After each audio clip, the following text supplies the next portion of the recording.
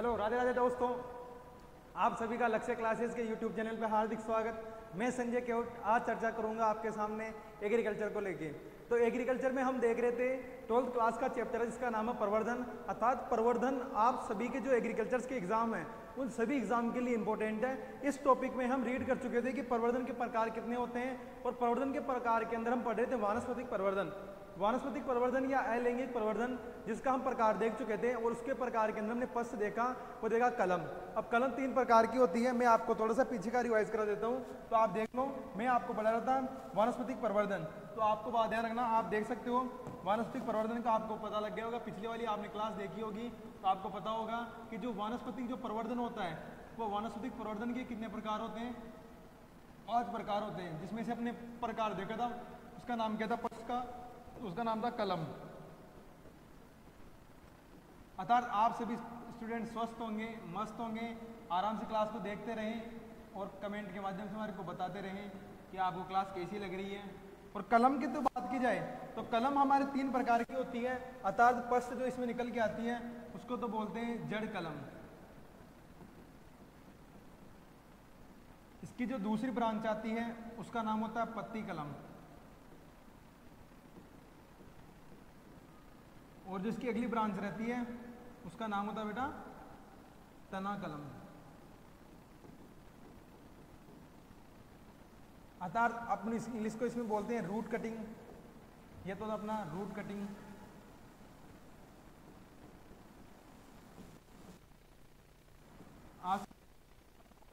आप आराम से जो मैं बता रहा हूं उस चीज को आराम से आप समझ सकते हो रहा है। मैंने वाले स्टूडेंट को पता है कि इसका टेस्ट होगा मंडे को। अरे मंडे को, हाँ सर पता है। देखो तो अपने कितने प्रकार के होते हैं, ये 3 प्रकार के। फर्स्ट जो इसमें पॉइंट निकल गया था उसको बोलते हैं जड़ कलम, सेकंड में आता है पत्ती कलम, थर्ड आता है तना। 3 प्रकार से ही होता है। अगर आगे बात की जाए तो हम बात कर चुके थे और हम बात कर रहे थे तना कलम पे। तो अपना जो टॉपिक चल रहा था वो चल रहा था तना कलम।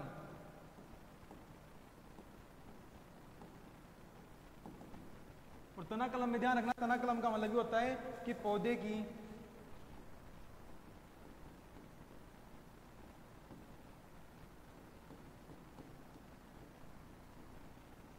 किसी भी पौधे के तने भाग द्वारा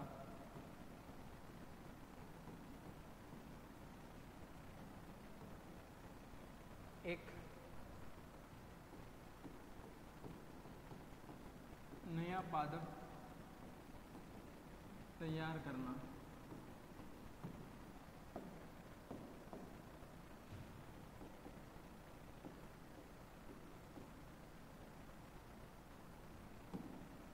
और तने की जो परिपक्वता है,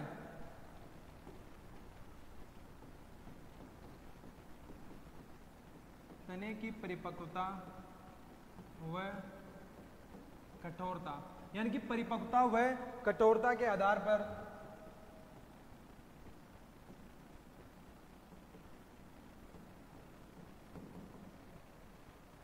तने की परिपक्वता है और जो कठोरता है उसके आधार पर इसको 4 भागों में बांटा गया है। और वो चारों भाग देखेंगे आगे। तो आपको पता होगा कि कलम क्या होती है। कलम का मतलब होता है कि कोई भी जो पौधा रहेगा उसकी शाखा को उससे अलग करेंगे, और जो अलग करेंगे वो क्या कहलाएगी, कलम कहलाएगी। और जो आपको तना कलम के जो प्रकार लिखवा रखे उसमें जो अपना फर्स्ट आता है उस फर्स्ट का नाम होता है बेटा हार्डवुड कटिंग।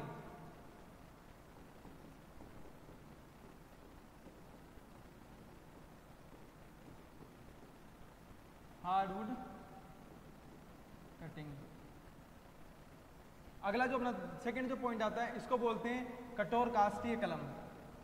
इसको हिंदी में कहा जाता है बेटा कठोर काष्ठीय कलम। अर्थात आपको बात ध्यान रखना है कि तना कलम होता है, उस तना कलम का हम प्रकार पढ़ते हैं। और प्रकार के अंदर फर्स्ट कौन सा आता है, कठोर काष्ठीय कलम। इसका सेकंड आता है सेमी हार्डवुड कटिंग। ये 4 प्रकार से काटेंगे हम कलम को। तो सेकंड आता है सेमी हार्डवुड कटिंग, और इसको बोलते हैं अर्ध कठोर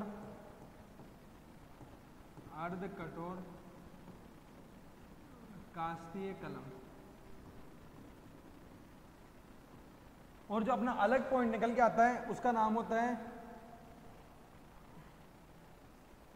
hardwood cutting, semi hardwood cutting हो गए।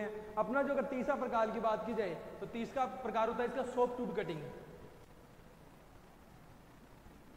SWC, तो इसको लिखते हैं सॉफ्ट वुड कटिंग। और सॉफ्ट वुड कटिंग को हम हिंदी में कहते हैं कोमल, कास्तीय और कलम। ये आपको पता लग गया होगा। अर्थात हमने किसकी बात कर रहे हैं, हम बात कर रहे हैं तना कलम की। और जिसका अगला प्रकार निकल के आता है उसका नाम होता है बेटा हर्बेसियस।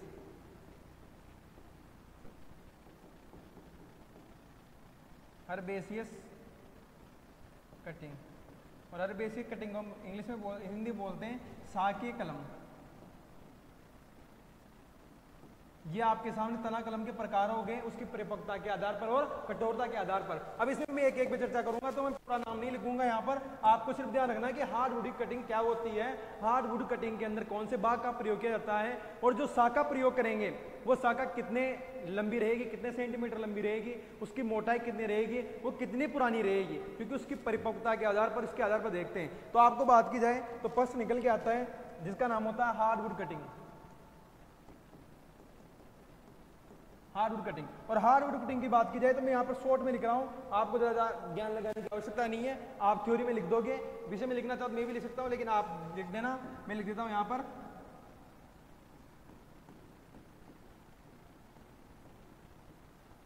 इस विधि में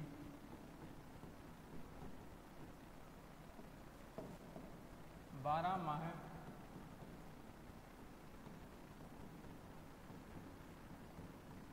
पुरानी शाखाओं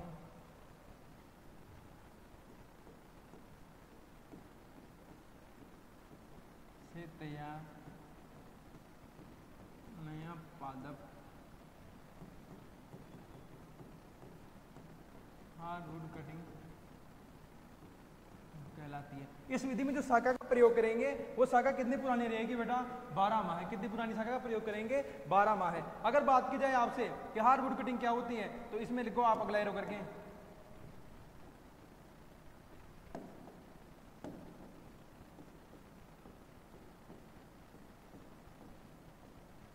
इस विधि में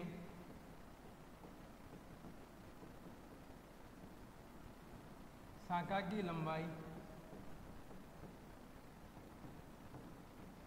और कितने सेंटीमीटर की जाती है बेटा, 15 से 25 सेंटीमीटर। जो आप जो शाखा काटोगे तना की वो कितने सेंटीमीटर काटोगे, 15 से 25 सेंटीमीटर लंबाई, 15 से 25 सेंटीमीटर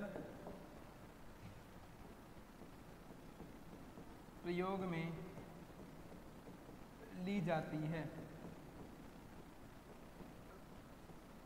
आगे देखो, अर्थात हम बात कर रहे थे बेटा, एक बात ध्यान रखना कि आप जो भी शाखा का प्रयोग करोगे वो शाखा क्या होनी चाहिए। आपको पता हो गया कि जो भी आप शाखा का प्रयोग कर रहे हो वो शाखा क्या होगी, कि मान लो कोई भी आपने शाखा ली, ये शाखा कितने सेंटीमीटर होनी चाहिए बेटा, 15 से 25 सेंटीमीटर लंबी होनी चाहिए और कितने माह पुरानी होनी चाहिए। तो आपको मैं यहाँ लिख देता हूँ कितने माह पुरानी होनी चाहिए शाखा, ये शाखा होनी चाहिए 12 माह पुरानी।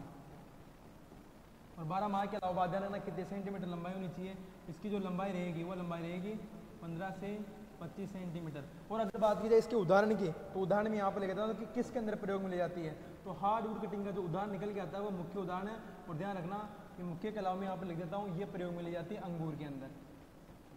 और अंगूर में जो व्यवसायिक प्रवर्धन होता है, यानी कि कमर्शियल जो वो होता है प्रवर्धन, उसके द्वारा इसका प्रयोग किया जाता है, ये व्यवसाय प्रवर्धन के लिए अंगूर के अंदर। तो आपको पता लग गया हार्डवुड कटिंग क्या होती है। हार्डवुड कटिंग की एक शाखा ली जाती है, शाखा कितने पुरानी लेंगे, 12 से माह पुरानी और कितने सेंटीमीटर, 30 सेंटीमीटर। अगर बात की जाए आगे तो नेक्स्ट अपनी जो निकल के आती है वो निकल के आती है सेमी हार्डवुड कटिंग,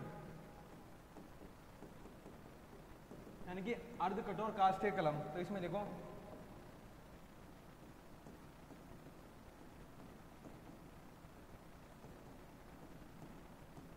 इस विधि में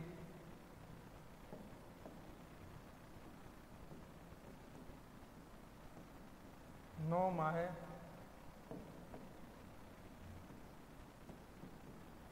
पुरानी शाखाओं द्वारा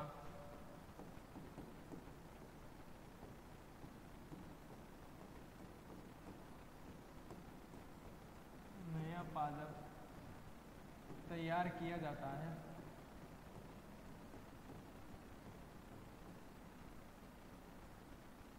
तैयार किया जाता है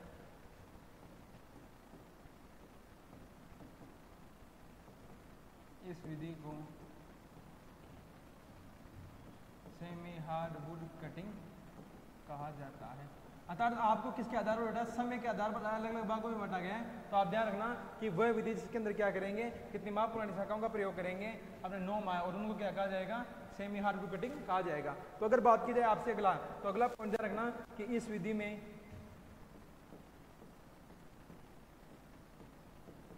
कौन सी विधि के अंदर, सेमी हार्डवुड करेंगे। इस विधि में चयनित शाखा की लंबाई, इस विधि में चयनित शाखा की लंबाई, चयनित शाखा की लंबाई, और जो लंबाई रखी जाती है वो ध्यान रखना कितने सेंटीमीटर रखी जाती है, इसके अंदर भी इसमें रखी जाती है 15 से 25 सेंटीमीटर। तो आपको ध्यान रखना कि चयनित शाखा की लंबाई 15 से 25 सेंटीमीटर रखी जाती है।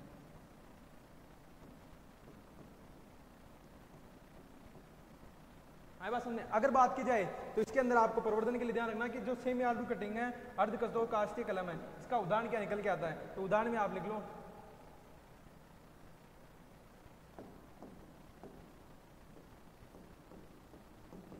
और उदाहरण लिखा था अपना, या तो करोगे आप अनार के अंदर, और अनार के अलावा करोगे अमरूद के अंदर।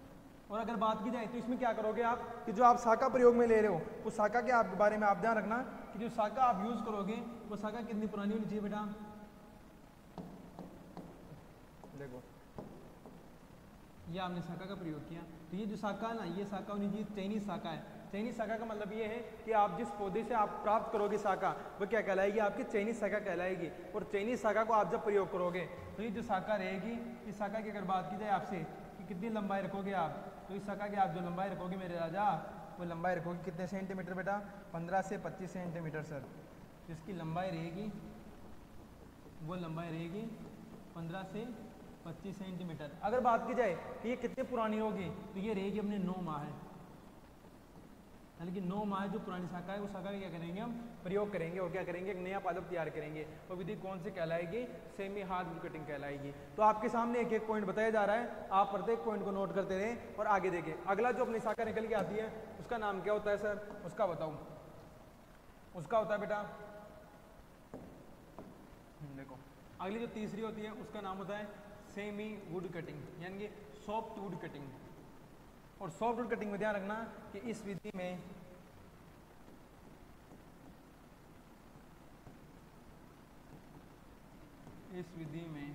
और कितने माह पुरानी शाखा का चयन करेंगे, इस विधि में करेंगे हम 6 माह।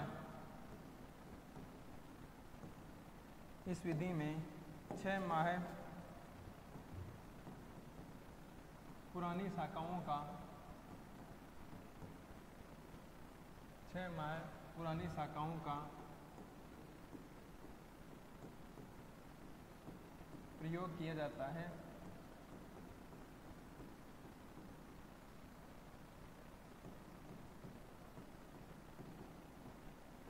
इस विधि को क्या कहते हैं बेटा, सॉफ्ट वुड कटिंग। इस विधि को सॉफ्ट वुड कटिंग कहा जाता है। अगर बात की जाए आपसे तो इस शाखा के अंदर जो प्रयोग करेंगे वो कौन सा करेंगे बेटा, इस विधि में करेंगे 6 माह पुरानी शाखाएं। अब 6 माह पुरानी शाखाओं में आप ध्यान रखते हो कि कौन कौन सी आ सकती है। जैसे मान लो कोई भी शाखा ने आपने चयन किया, वो कितने माह पुरानी होनी चाहिए, वो होनी चाहिए 6 माह पुरानी। अगर 6 माह से कम है तो आप क्या करोगे, उनका प्रयोग में नहीं लोगे। क्यों, क्योंकि वो क्या कौन सी कहलाएगी, आपकी हर्बिसिस कटिंग कहलाएगी। तो आपको इसके आधार पर कितने भागों में बांटा गया है, इसको अलग अलग भागों से 4 प्रकार बांटा गया है, यानी कि उसकी माह के आधार पर, यानी कि उसका कितनी पुरानी शाखा है। तो अगर इसकी बात की जाए तो इसका जो उदाहरण निकल के आता है वो आता है चमेली। उदाहरण आता है चमेली। और इसमें बात की जाए उदाहरण से पहले एक पॉइंट और लिख लो तुम कि इसकी जो लंबाई लोगे आप वो कितनी लोगे। तो लंबाई में ध्यान रखो, आप पहले लंबाई लिख लो। तो देखो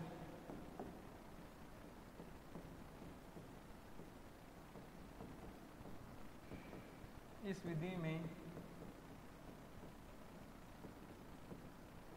चयनित शाखा की लंबाई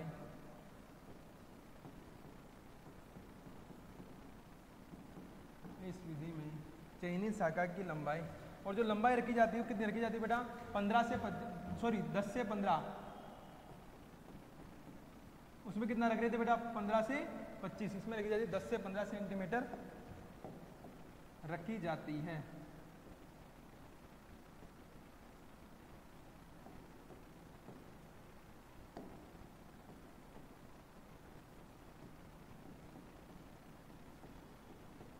ठीक है, अगर बात की जाए इसके उदाहरण की, तो इसके सामने जो आपका उदाहरण निकल के आता है वो उदाहरण निकल के आता है, जिसका नाम क्या होता है, चमेली।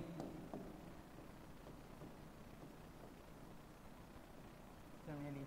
अगर बात की जाए इसका जो चित्र बनेगा वो कैसे बनेगा बेटा, इसमें ध्यान रखना, जो शाखा का आप प्रयोग कर रहे हो मेरे राजा, तो कितनी माह पुरानी होनी चाहिए सर, वो होनी चाहिए बेटा 6 माह पुरानी। कितने माह पुरानी, 6 माह पुरानी। और इसके अलावा ध्यान रखना कि उस विधि की वो जो शाखा प्रयोग में ले रहे हो उस शाखा की लंबाई कितनी होनी चाहिए, तो उसकी लंबाई होनी चाहिए 10 से 15 सेंटीमीटर।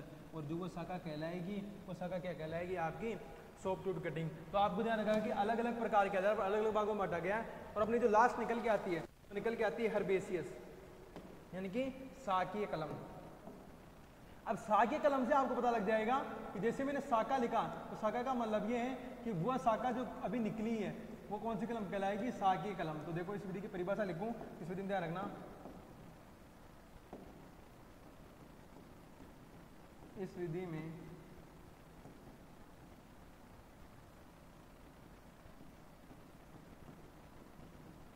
नई शाखा व पर्व शाखा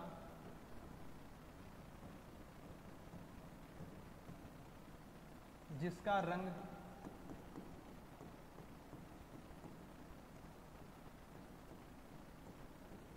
हरा होता है, जिसका रंग कैसा होता है, हरा होता है, उस शाखा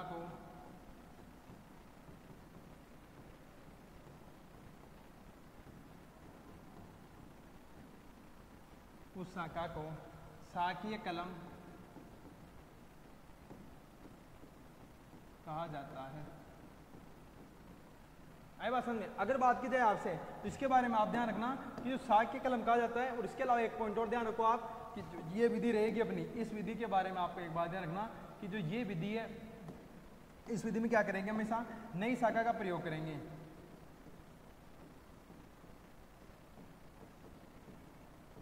इस विधि में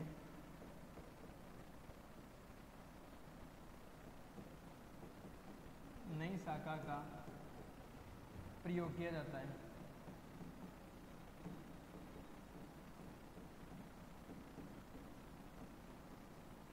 और अगर बात की जाए इसका उदाहरण, तो उदाहरण मैं आपको बता देता हूं। उदाहरण होता है इसका गुलदाउदी,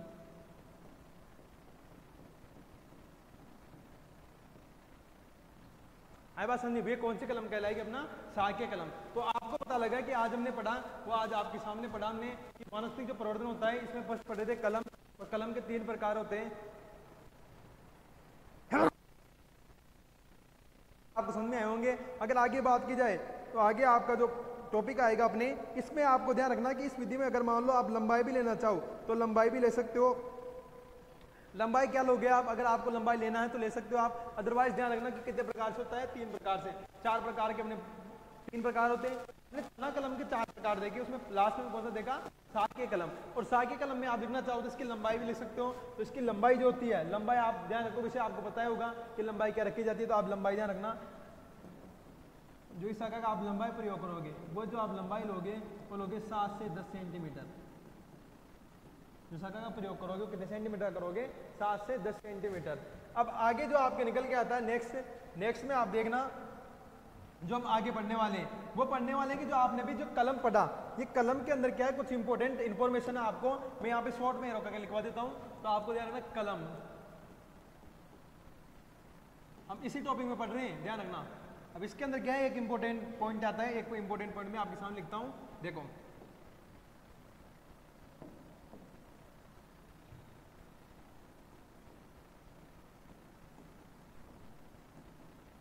देखो इस विधि में चयनित शाखा को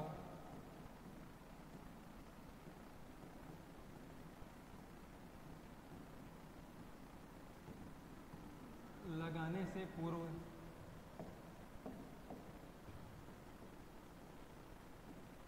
IBA लगाने से पूर्व IBA इंडोल ब्यूटारिक एसिड रसायन का प्रयोग किया जाता है।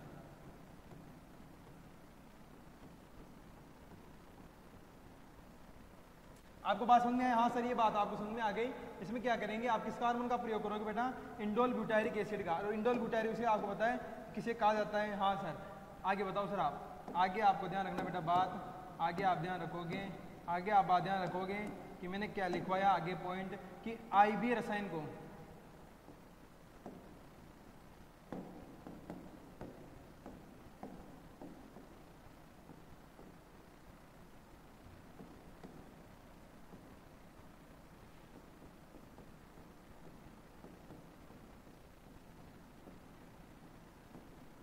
IBA रसायन को इसलिए इनको एक बार को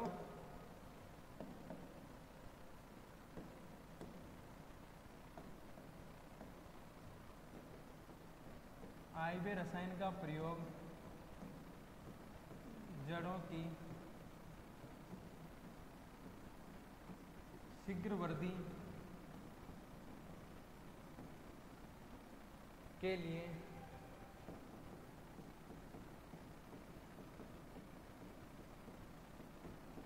किया जाता है। इसलिए इसे कौन सा हार्मोन कहते हैं? इसलिए इसे कहा जाता है रूटिंग हार्मोन। इसलिए इसे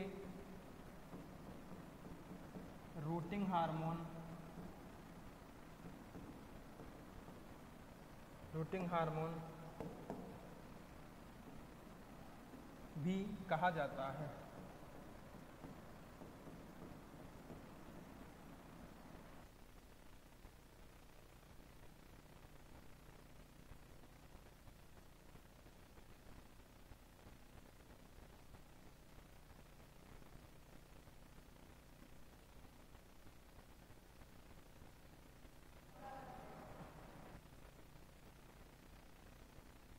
आगे देखो बेटा, आगे हम देख रहे थे, इसको एक और बात ध्यान रखना कि इसको क्या कहा जाता है?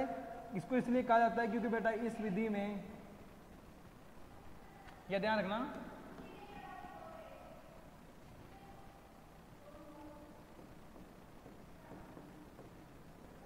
चयनित शाखा को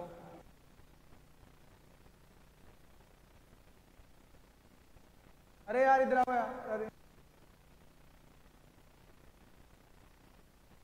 चयनित शाखा को कितने डिग्री कोण पे लगाया जाता है बेटा?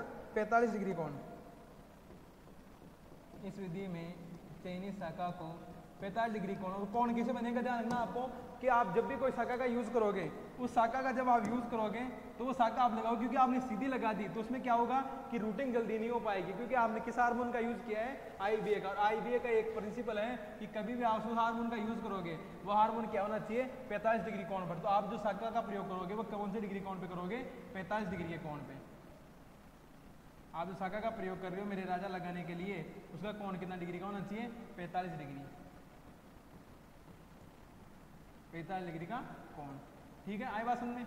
तो आपको ध्यान रखना, इसमें मैं लिखवा रहा था आपको कि कोई चयनित शाखा को 45 डिग्री के कोण पर